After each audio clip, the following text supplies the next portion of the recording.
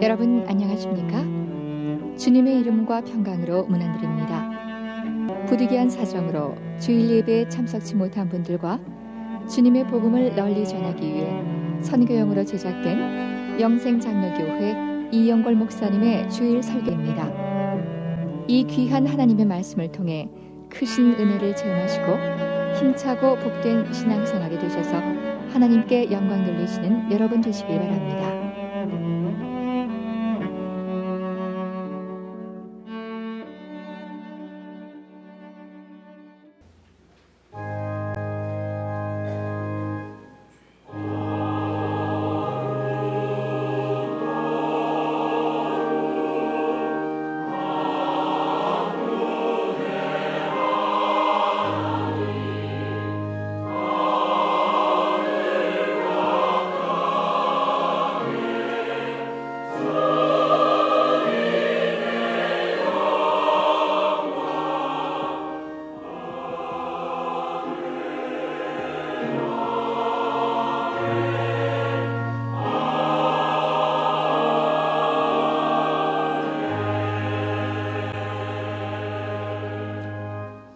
여호와는 천지와 바다와 그 중에 만물을 지으시며 영원히 진실함을 지키시며 압박당하는 자를 위하여 공의로 판단하시며 줄인 자에게 식물을 주시는 자시로다. 여호와께서 갇힌 자를 해방하시며 여호와께서 소경의 눈을 여시며 여호와께서 비굴한 자를 일으키시며 여호와께서 의인을 사랑하시며 여호와께서 객을 보호하시며 고아와 과부를 붙드시고 악인의 길은 굽게 하시는도다. 시온아, 여호와 내 하나님은 영원히 대대 통치하시리로다. 할렐루야. 거룩하신 하나님 아버지 감사합니다. 하나님의 은혜로, 하나님의 축복으로, 하나님의 도우심으로 지난 한 주간 동안도 지내다가 주의 날을 맞이해서 사방에 나누어 살던 저희들이 모였습니다. 건강 주신 하나님 감사드립니다. 하나님 앞에 예배 나올 수 있도록 믿음 주신 거 감사합니다. 이 시간 머리 들기 전에 사유하심이 하나님께 있사오니 우리들의 모든 허물과 죄악을 용서하옵시고 하나님이 영광 받으시는 귀한 예배가 되게 하여 주옵소서. 올 때는 어떠한 모양으로 왔든지 돌아갈 때는 기쁨이 충만하게 하옵시고 특별히 육신에 연약하여 마음은 원하지만 나오지 못한 성도들 하나님이 치유하시고 고쳐주시고 회복시켜 주어서 주 앞에 나와 예배드리게 하여 주시옵소서. 자녀들이 이제 다시 학교로 돌아가고 또 학교에 입학함으로 출타 중에 있는 성도들의 여행길을 간섭하시고 어디에서 있든지 이 날을 거룩하게 구별하게 하여 주옵소서. 이 한 시간 드리는 예배가 오직 하나님께 영광이 되기를 간절히 소원하옵고 예수님의 이름으로 기도하옵나이다. 룻기 2장 제가 가진 성경 구약 성경 403페이지입니다. 룻 1절 말씀부터 3절까지 봉독하겠습니다. 나오미의 남편 엘리멜렉의 친족 중 유력한 자가 있으니 이름은 보아스더라. 모압 여인 룻이 나오미에게 이르되 나로 밭에 가게 하소서. 내가 네게 은혜를 입으면 그를 따라서 이삭을 주겠나이다. 나오미가 그에게 이르되 내 따라 갈지어다 하매 다 같이 봉독합니다. 룻이 가서 베는 자를 따라 밭에서 이삭을 줍는데 우연히 엘리멜렉의 친족 보아스에게 속한 밭에 이르렀더라. 아멘.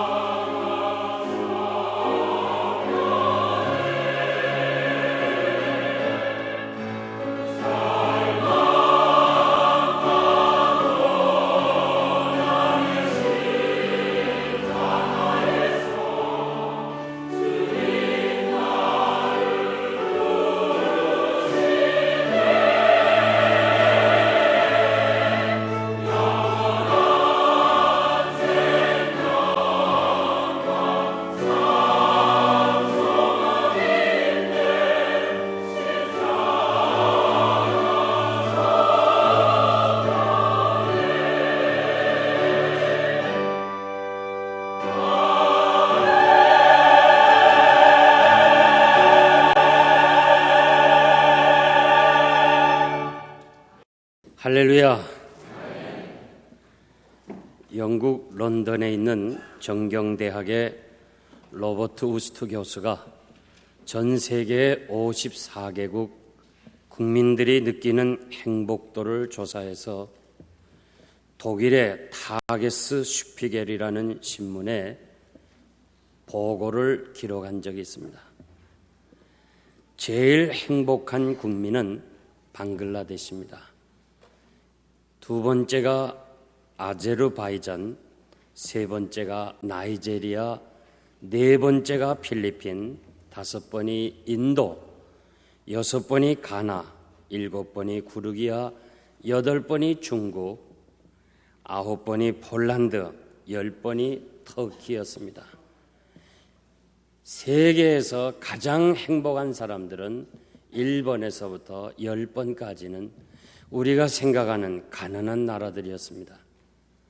세계의 가장 화려한 나라인 불란서는 37번째였습니다. 태어나서 세상 떠나기까지 사회보장이 가장 잘된 스위스는 41번째였고 우리가 살고 있는 미국은 46번째입니다. 그러면 우리가 두고 온 한국은 어떻게 되느냐? 23번째입니다. 그러니까 한국이 우리보다 더 행복해요. 이 보고서는 돈과 행복은 반비례된다고 그랬습니다. 돈이 많으면 많을수록 행복은 자꾸 적어진다고 그랬습니다. 앞으로 갈수록 많은 사람들이 끊임없이 확대되는 풍요 속에 더 이상 행복을 찾지 못할 것이라고 결론을 지었습니다.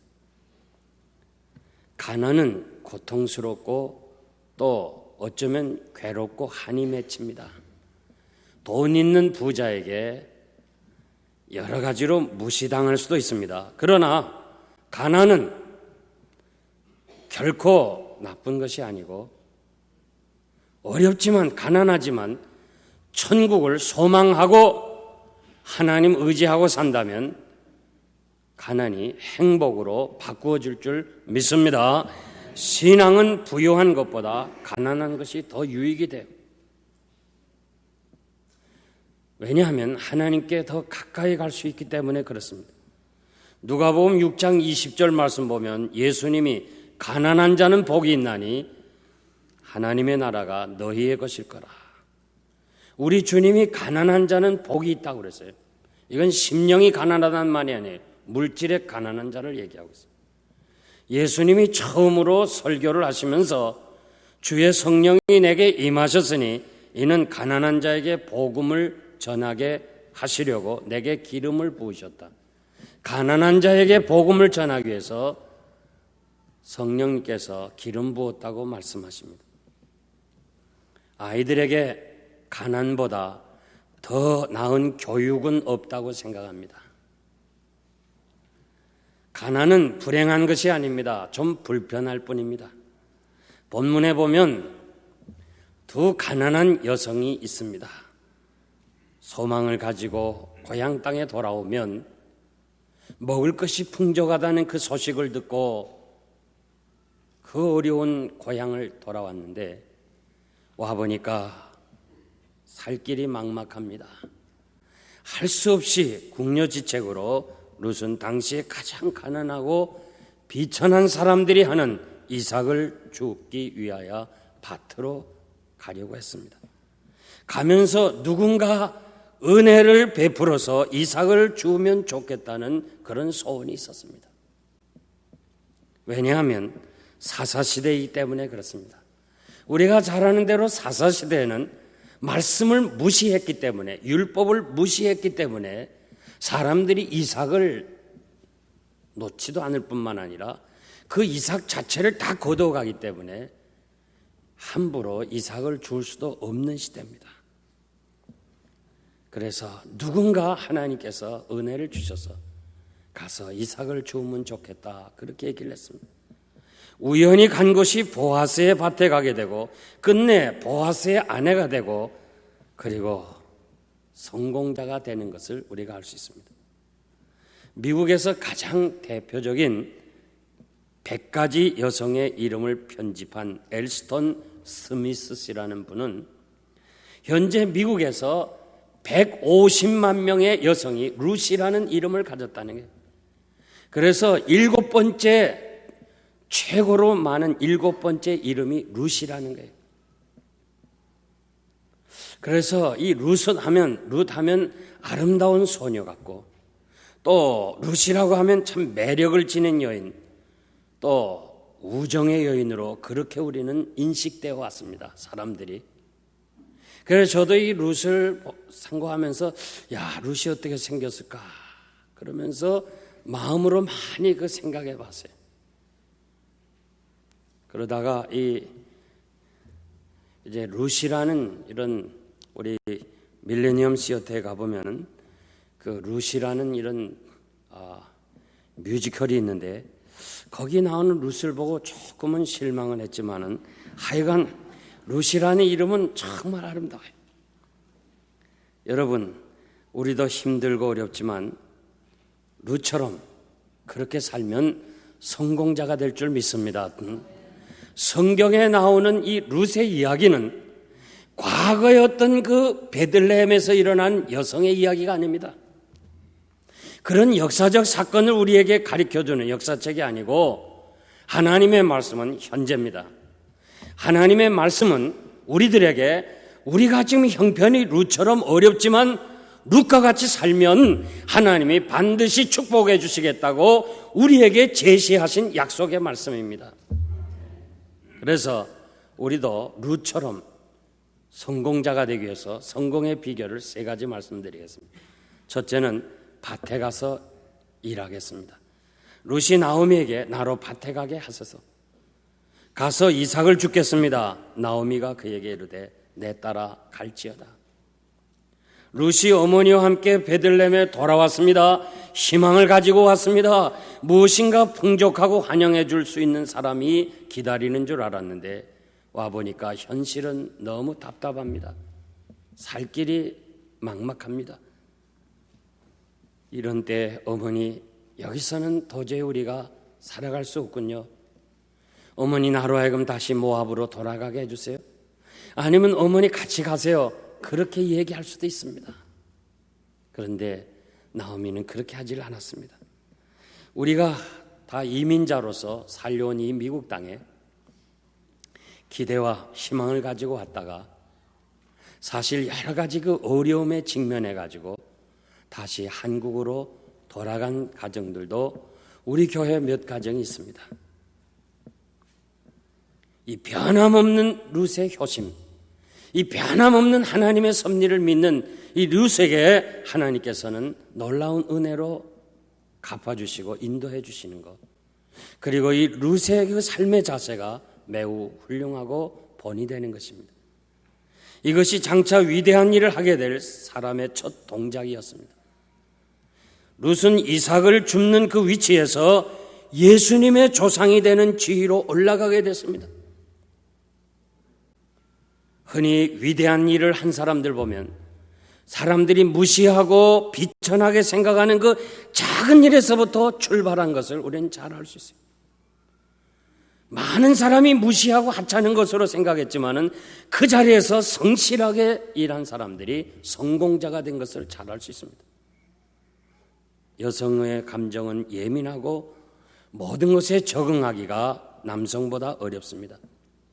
차별 대우하는 유대인 속에서 이방인 여자로 그 냉담한 환경에 적응하는 것은 어려운 것입니다. 젊은 여자가 나이 많은 과부나 의지할 것 없는 고아들이 가서 이삭을 주어서 생계를 이어가는데 그런 데 가서 일하는 건 자존심 상하는 일입니다. 무엇이 룻으로 하여금 자기의 자아를 다 포기하고 자존심 다 내려놓고 밭에 가서 이삭을 죽겠다고 할 수 있는 용기가 어디서 생겼냐고. 어떻게 그 젊은 여자가 가장 비천하고 무시하는 그 이삭을 줍는 자리에 내려갈 수 있었느냐? 그 비결이 뭐냐? 룻은 말씀에 의지하는 신앙이었습니다. 신명기 24장 19절 보니까 내가 밭에서 곡식을 벨 때에 그 한 단을 밭에 잊어버리고 두었거든 다시 가서 취하지 말고 객과 고아와 가부를 위하여 버려두라. 그리하면 내 하나님 여호와께서 내 손으로 하는 일에 범사에 복을 내리실 것이라. 레위기 19장 9절에서 10절 말씀 보면 너희 땅에 곡물을 벨 때 너는 이 반 모퉁이까지는 다 베지 말라. 이 모퉁이는 불쌍한 고아나 가부를 위해서 그대로 놔두라. 너의 포도원의 열매를 딸 때도 다 따지 말고 떨어진 열매를 줍지 말고 가난한 사람과 타국인을 위해서 버려두라. 나는 너희 하나님 여호와니라. 이 말씀은 하나님께서 내리셨던 일종의 사회복지 혜택입니다. 오늘 지구촌에서 사회복지를 택한 것은 바로 이 율법에 근거해서 사회복지 제도를 택했습니다. 룻은 시모에게 나로 밭에 가게 하옵소서. 이 말씀은 룻이 하나님의 말씀을 들었고 율법을 듣고 그냥 지나가는 것이 아니에요. 이제 그 말씀을 들었으니까 말씀에 의지하여서 나도 밭에 가겠습니다. 여러분, 하나님의 말씀을 듣고 하나님의 말씀을 보고 그냥 지나가면 안 됩니다. 하나님의 말씀을 듣는 이상은 우리가 말씀에 의지해서 삶의 현장에서 이 말씀대로 살아야 됩니다. 여기에 기적의 역사가 일어나는 것입니다. 실망과 좌절에서 자신을 건질 수 있는 방법은 말씀에 의지하는 신앙입니다. 밤새껏 그물을 던졌으나 고기 한 마리도 잡지를 못했습니다. 베드로는 실망에 빠져 있습니다. 이때 주님이 깊은 데 가서 그물을 내리라고 합니다. 베드로는 바닷가 태생으로 고기 잡는 데 전문가입니다. 반면에 예수님은 목수로 활동하셨던 분이기 때문에 고기 잡는 거하고는 거리가 먼 사람입니다. 그런 이야기에 순종하기가 힘듭니다. 이유는 고기 잡는데 가장 좋은 시간은 밤인데 주님이 말씀하신 시간은 아침이었습니다. 그리고 그물을 내리는데 깊은 데 가면 고기를 잡을 수가 없습니다. 그물은 깊이가 어느 정도 있는데 내린 것입니다. 지난 밤을 세운 까닭에 몹시도 지쳐있고 게다가 그물을 다 씻어가지고 이제는 더 이상 갈 수가 없습니다. 간밤에 다시 헛수고를 다시 하고 싶지 않는 것입니다. 어부인 베드로가 조목조목 이유를 들어 선생님 못하겠습니다 할 수 있습니다. 그러나 성경에 보니까 말씀에 의지하여 내가 생각하기는 안 되지만은 말씀에 의지하여 그물을 내리겠습니다. 여기에 기적을 체험했습니다. 사랑하는 성도 여러분, 우리가 살아가면서 몸으로 부딪혀가면서 체득한 경험이나 지식은 현실을 살아가는 데 있어서 중요한 노하우가 될 것이면 틀림없습니다. 그러나 이러한 경험이 죄와 구원의 문제에는 전혀 도움이 못 되고 무엇보다도 하나님의 은혜를 막는 장애물이 될 때가 많아요. 나의 지식이라든가 살아온 경험이 중요하지만은 그것 때문에 하나님 앞에 무릎 꿇지 아니하고 자기 의지하러 살아갈 때가 한두 번이 아니에요. 우리가 자연의 법칙이나 합리적 상식선에 산다면, 우리의 경험에 의해서 산다면 여러분들은 체험적 신앙을 하지 못할 거예요. 10년, 20년, 30년 교회 나와도 여러분의 조불한 그 생각, 여러분의 지식, 여러분의 경험이 그것에 의존하여 살다가는 하나님이 살아계신 것을 체험하지 못한다 그 말이에요. 체험적 신앙을 갖지 못하고 그냥 예배당만 왔다 갔다 하면서 세월을 보내는 거예요. 성도의 삶은 풍부할 때도 말씀을 의지해 살아가고 가난하고 비천한 처에도 말씀에 의지하고 살아가야 하는 거예요. 하나님의 말씀에 순종하면 반드시 하나님이 양식은 책임져 주실 것을 믿습니다. 오늘 우리가 이 말씀을 통해서 삶의 자세를 바로 가져야 됩니다.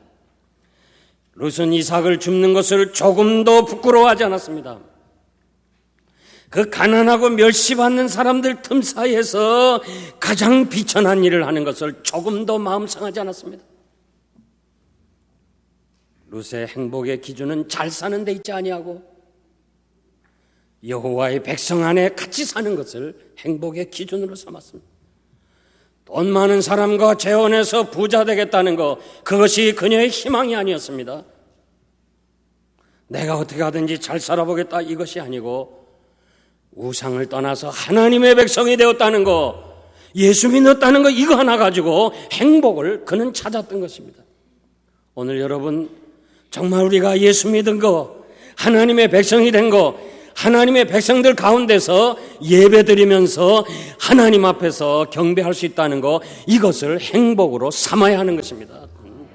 예수 믿는 거 하나만 가지고도 감사합니다. 여기에 우리야 성공의 비결이 있습니다. 성도들의 삶의 자세는 무엇이든지 할 수 있어야 됩니다.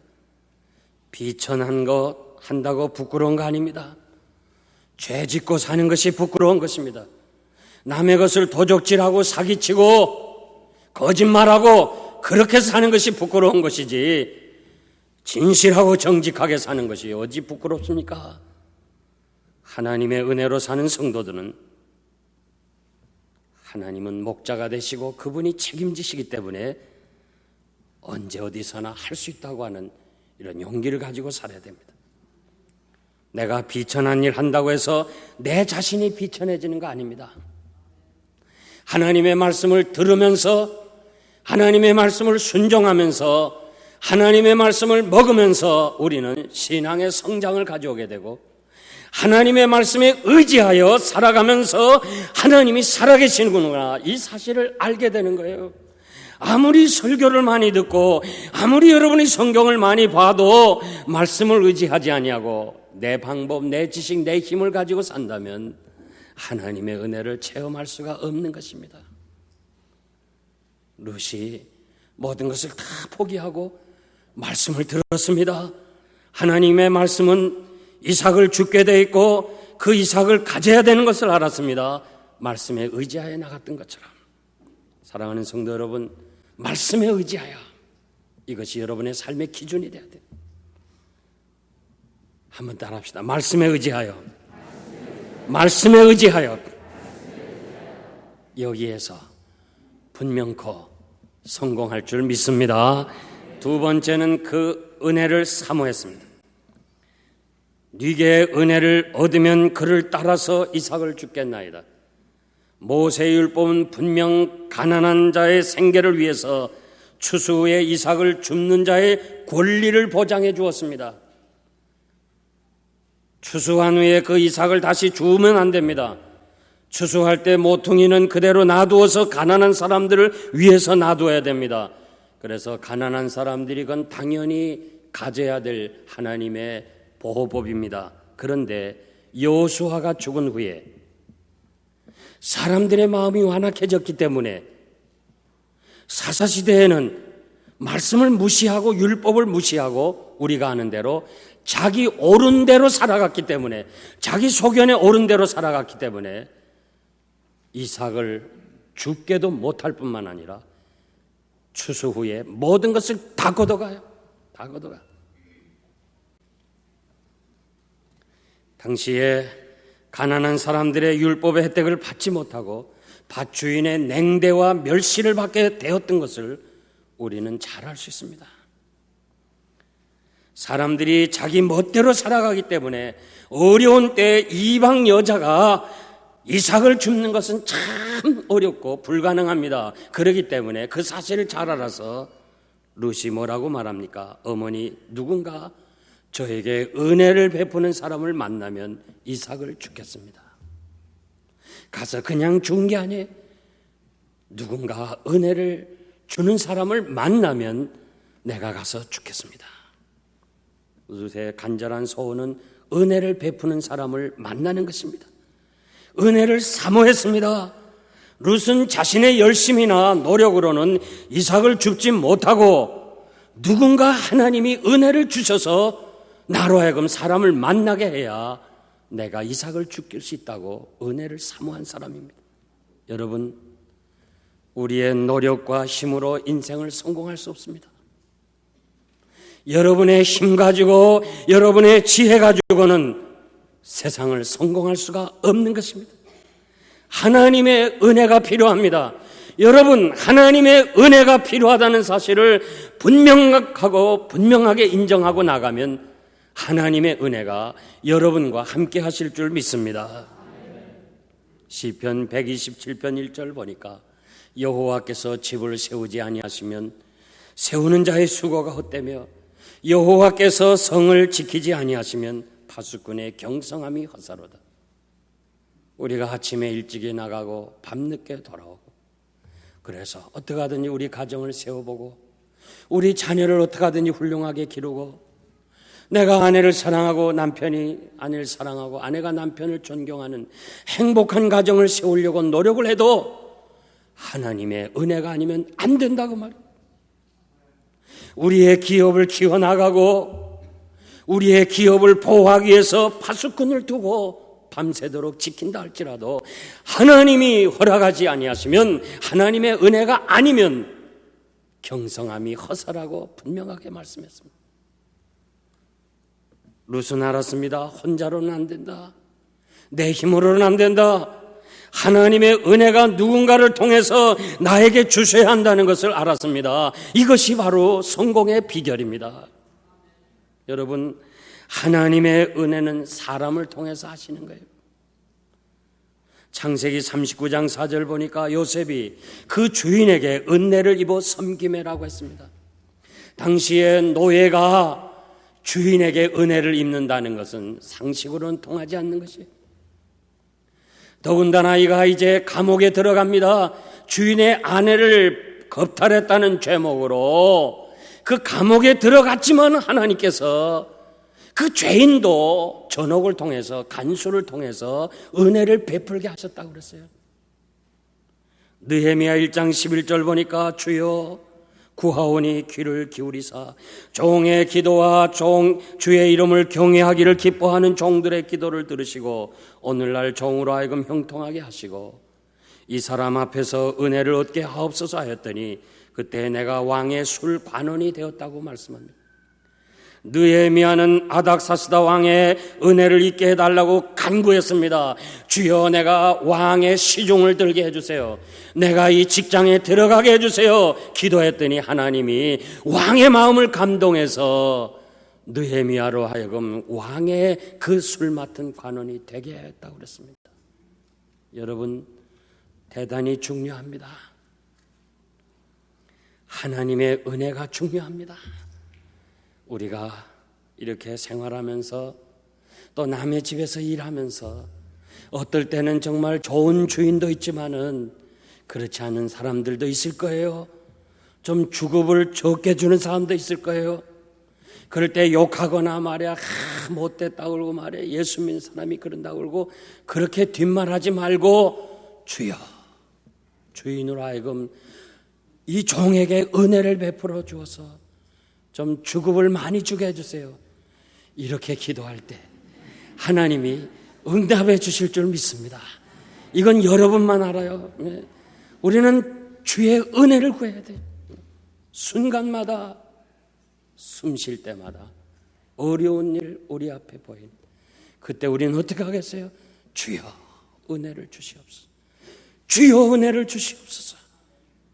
거기에 하나님의 은혜가 함께 하실 줄 믿습니다. 하나님의 은혜가 귀중한 것을 알아야 됩니다. 우리는 하나님 앞에 간구해야 됩니다. 가나안 여자가 주님 부스러기 은혜라도 달라고, 그냥 은혜 말고 부스러기 은혜를 달라고 할 때도 주님께서 그 은혜를 주어서 그 여자의 그 원하는 소원을 응답하신 주님께서 여러분들이 은혜를 구할 때 반드시 하나님이 축복해 주실 줄 믿습니다. 우리가 살아가면서 부족할 때가 있고 힘들 때가 있고 또 여러 가지 관계 속에 복잡할 때가 많이 있습니다. 그럴 때 여러분 어떻게 하겠습니까? 주여 은혜 주시옵소서. 주여 은혜 주시옵소서. 여러분들이 은혜를 한번 사모해 보시길 바랍니다. 그 은혜가 여러분들을 결코 무시하지 않을 거예요. 하나님이 누군가를 통해서라도 여러분의 앞길을 인도해 주실 줄 믿습니다. 은혜가 중요합니다. 은혜가 먼저 있습니다. 새가 날개가 있어서 공중을 날아가는 것 같지만은 날개 이전에 공기가 있어야 돼요. 공기가 없으면 날개 있어야 소용이 없어요. 꽃이 아름답지만은 꽃 이전에 뿌리가 있어야 돼요. 우리 성공과 우리 자녀들의 성공을 원하지만 그 성공 이전에 먼저 하나님의 은혜가 있어야 돼요. 그렇기 때문에 여러분 은혜를 간절히 사모하시길 바랍니다. 은혜는 현재입니다. 지금의 내 형편 하나님의 은혜를 구하시고 주여 은혜 주시옵소서, 주여 은혜 주시옵소서. 순간순간마다 은혜를 사모할 때 반드시 하나님께서는 누군가를 통해서 여러분의 문제를 해결하고 누군가를 통해서 여러분들이 원하는 대로 성공자로 이끌어 주실 줄 믿습니다. 마지막 세 번째는 우연은 없습니다. 룻이 가서 베는 자들 따라 밭에서 이삭을 주었는데 우연히 엘리멜렉의 친족 보아스에 속한 밭에 이르렀더라. 룻이 이삭을 줍기 위해서 보아스의 밭에 갔을 때 당시 룻은 이 밭이 보아스의 밭인지 몰랐어요.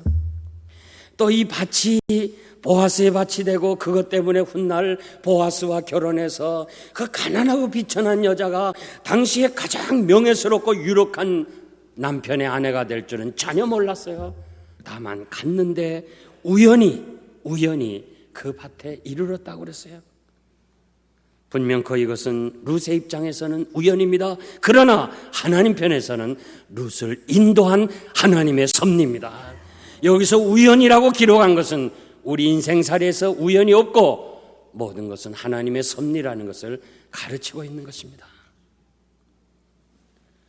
제 자신을 포함해서 많은 사람들이 오늘도 하나님의 인도하심과 응답하심을 어떤 신비로운 음성이나 혹은 특별한 현상을 통해서 계시로 알려주기를 우리는 바라고 기다리는 것이 우리들의 자세입니다. 제가 80년에 미국을 올 때 참 많이 고민을 했습니다. 미국을 와야 되느냐 아니면 거기서 그대로 있어야 되느냐. 여러분도 한 번쯤은 생각했던 그 생각을 저는 많이 고민했습니다. 그래서 제가 혼자 결정하지 못해서 존경하는 목사님들을 찾아갔습니다. 대부분 목사님들이 이 목사 가지 마시오. 당신은 성공자야 아니오. 성공한 목회자가 아니오. 그 당시 한국의 전국적인 목사님들이 가고 싶은 사역하고 싶은 곳이 서울 필동, 후암동, 충무로 이 세 지역입니다. 거기서 가장 그 70년대에 목사가 승용차를 탄 사람이 몇 사람 되지 않습니다. 이렇게 대우를 받고 작년 출석이 760명이나 되는 그때 가장 큰 교회가 1200명에서 1500명 되는 그때 이렇게 좋은 교회를 두고 왜 당신 갈래나 가지 말라. 또 어떤 목사님은 이 목사는 갔다가 꼭 내 뒤를 이어서 이 교회를 맡아달라면서 가라고 하는 사람이 있어요. 그 결정을 못했어요. 그래가지고 안 되겠다. 하나님 앞에 가서 기도해야지. 청계산 기도원에 갔습니다. 그 땅굴 속에 들어갔습니다. 거기는 그저 누워야 되고 앉으면 여기 탁 뜨는 굴입니다. 그래서 금식하면서 제가 기도했습니다. 다른 기도 안 했어요. 하나님 갈까요 말까요? 그래서 그 기도만 했어요. 난 하나님께서 음성이 들려오길 기다렸어요. 목사 이용걸 목사야 혹은 내가 가라 하든지 가지 말라든지 이걸 기다려. 그래서 제가 갈까요 말까요?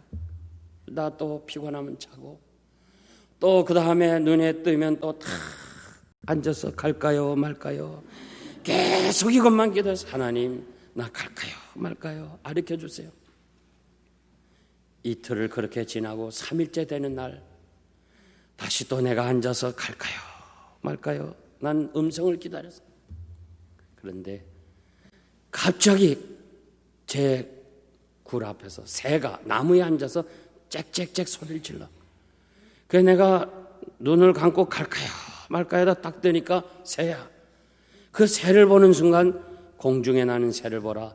심지도 않고 거두지도 않고 쌓아두지 않았지만 너희 천부께서 기르신데 하물며 너희일까 보냐. 그렇지. 그래서 나는 새를 보고 그 다음에 그 굴을 나왔어요. 그리고 그 청계산 뒤에 눈 덮인 그 2월달이니까 그 산을 다 헤맸어요. 혹시 굶어 죽은 새가 있나 찾느라고. 새가 한 마리도 없어요. 그래 난 가자. 난 사실 가고 싶었는데 내가 말까요 한 것은 식구를 거느리고 아무 데도 오라는 사람 없는데 어떻게 내가 그 미국 땅을 갈 거냐, 이게 걱정이 됐는데 새를 보니까 하나님이 먹이시고 굶어 죽은 새 없으니까 하나님이 내 생활 책임진다 이러고 왔어요. 전 새를 통해서 은혜를 받았어요. 그 당시 저는 그저 우연의 일치라고 생각할 수 있어요. 그러나 세월이 지난 후에 뒤돌아보면 새의 소리도 하나님의 섭리로 받아들일 수가 있었습니다. 우리는 살아가면서 여러 가지 그 하나님의 섭리는 매우 자연스러워요. 정말 아주 자연스러운 방법으로 인도하기 때문에 우리는 미처 그것이 하나님의 손길이라는 것을 깨닫지를 못해요. 그래서 우리는 그저 우연이라 그렇게 얘기를 할 때가 많아요. 하나님이 얼마나 자연스럽게 우리를 인도하시는지 세월이 지난 후에야 뒤늦게 그때 그 사건은 하나님의 손길이었구나. 꼭 지나고 나서야 우리가 알게 돼요. 왜? 하나님의 방법이 너무 자연스럽기 때문에 그렇습니다. 룻은 하나님이 자신을 인도한 것을 느끼지 못하고 있었을 뿐이지 하나님께서는 룻을 향하신 섭리 속에 인도하신 줄 믿습니다. 만물이 주에게서 나오고 주로 말미암고 주에게로 돌아감이라. 성도에게는 우연은 없습니다. 필연만 있습니다. 우리의 환경이나 사건이 어떠하든지 간에 하나님이 우리를 인도하신다는 것을 여러분들이 아셔야 됩니다. 오늘 우리가 정말 이 하나님의 말씀을 통해서 우리가 살아가면서 여러 가지 선택을 합니다. 우리가 오늘도 선택하고 내일도 선택하고 모든 사건마다 선택하는데 그 선택은 섭리하시는, 그 선택을 섭리하시는 분이 바로 하나님이시라는 거예요. 요 근래 이민 오신 분들은 여러분들이 우리 교회에 계시는데 아마 우리가 왔을 때보다도 더 어렵다고 전 생각해요. 우린 그래도 못 살고 가난해서 잘 살아보겠다고 왔잖아요. 그래도 우리가 옛날에 왔을 땐 여기서 그냥 오렌지도 먹고 또 바나나도 실컷 먹고 그걸 위로를 받았는데 요즘 오신 분들은 말이요, 한국이 더 잘 살아요. 저도 가끔 한국 가면 말이요, 한국 가고 싶어요. 얼마나 좋아요, 여러 가지로. 그래서 이곳에 와서 여러 가지 갈등이 있어요. 어떤 분은 와서 정말 눈물 흘리는 분도 있어요. 내가 왜 왔던 거 그런 것 같아요. 그렇지만 여러분이 온 것이 아니고 하나님의 섭리가 이리로 온 줄 믿습니다. 꼭 여러분, 제가 부탁합니다. 여러분의 의지로 온 것이 아니고 누구의 초청에 의해 온 것이 아니라 하나님이 여러분들을 이곳으로 인도하셨다는 이 확신을 분명하게 믿으시길 바랍니다. 여기에 우리는 또 다른 하나님의 은총을 체험하면서 살아갈 수 있습니다. 환경이 어떠하든지 간에 하나님이 인도하신 것입니다. 우리 살아가는 동안 우연은 없습니다. 모든 것 다 하나님의 인도하심을 확실하게 믿고 어떠한 형편에 있든지, 난 여러분의 형편을 잘 모르지만은 어떠한 형편에 있든지 최선을 다해서 하나님의 섭리를 믿고 나가면 반드시 하나님이 여러분을 성공으로 인도해 주실 줄 믿습니다. 결론적으로 말씀드리겠습니다.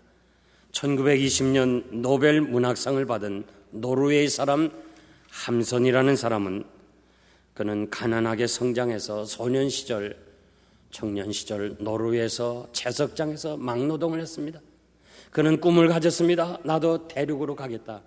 저 신대륙 미국으로 가서 좀 잘 살아보겠다는 꿈을 가지고 시카고에 도착했지만 너무너무 힘들고 어렵습니다. 이민 생활이.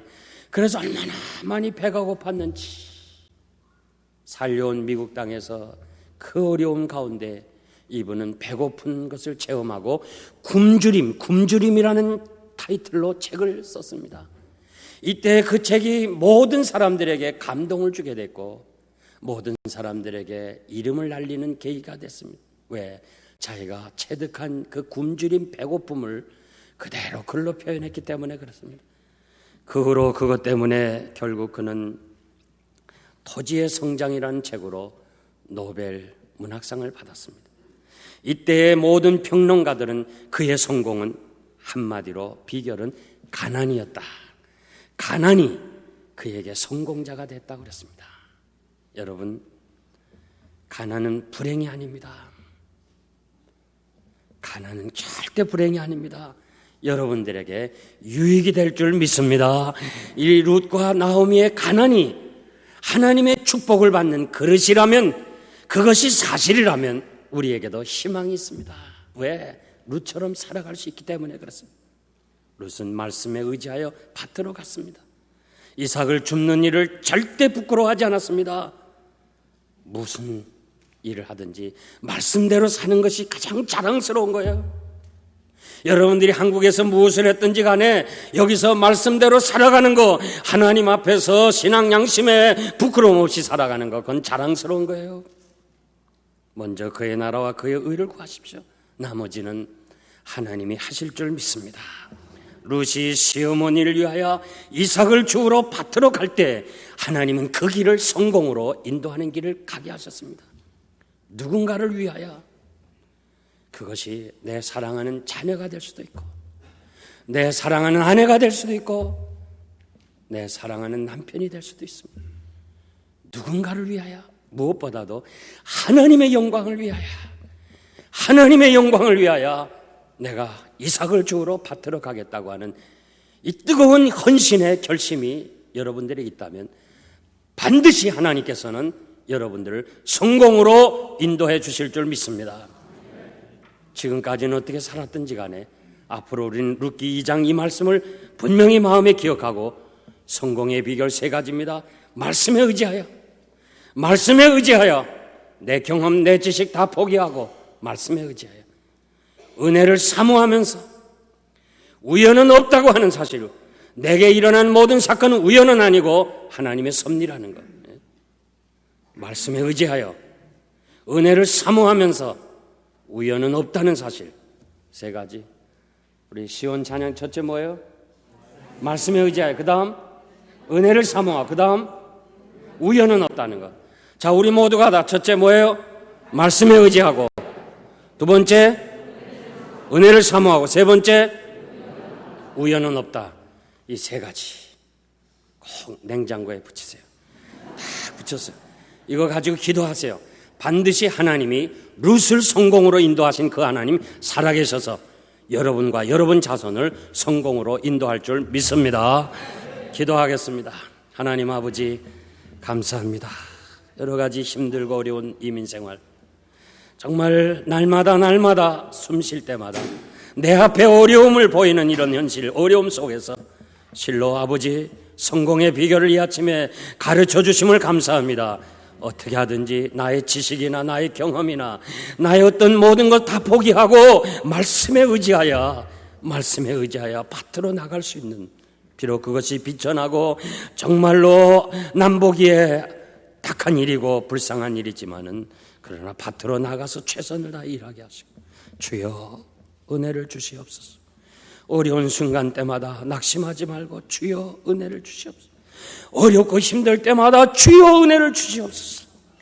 여기에 하나님의 은혜가 함께 하시고, 우리가 닥치는 일마다 사건마다 낙심하지 말고, 그건 어쩌다 된 일이 아니고 우연이 아니라 하나님의 섭리라는 것을 확실하게 믿고 그 하나님 앞에서 최선을 다하여 오늘 이 말씀을 듣는 우리 모두가 다 행복하고 성공자가 되게 하여 주시옵소서. 예수님의 이름으로 감사하며 기도하옵나이다. 아멘. 약한 말씀을 기억하고 너 십자가 지고 가라. 지금은 우리 주님 예수 그리스도의 무한하신 은혜와 하나님 아버지의 극진하신 사랑하심과 성령님의 감동 역사하심, 남은 날 땅 위에서 얼마나 살는지 사는 동안 말씀에 의지하여 은혜를 사모하면서, 우연은 없다 하나님의 섭니다 감사하면서 믿음으로 승리하기를 소원하는 사랑하는 성도들 머리 위에 지금으로부터 영원토록 함께 있을지어다. 아멘.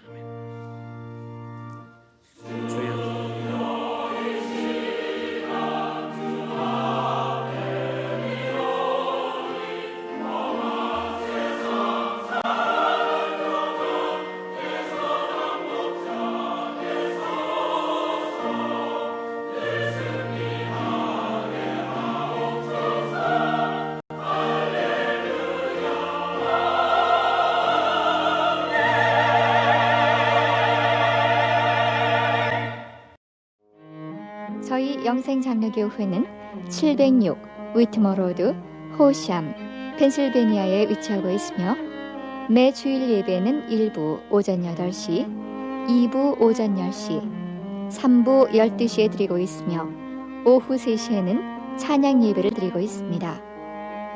그리고 우리 2세들을 위한 영어 예배를 오전 9시에 드리고 있습니다.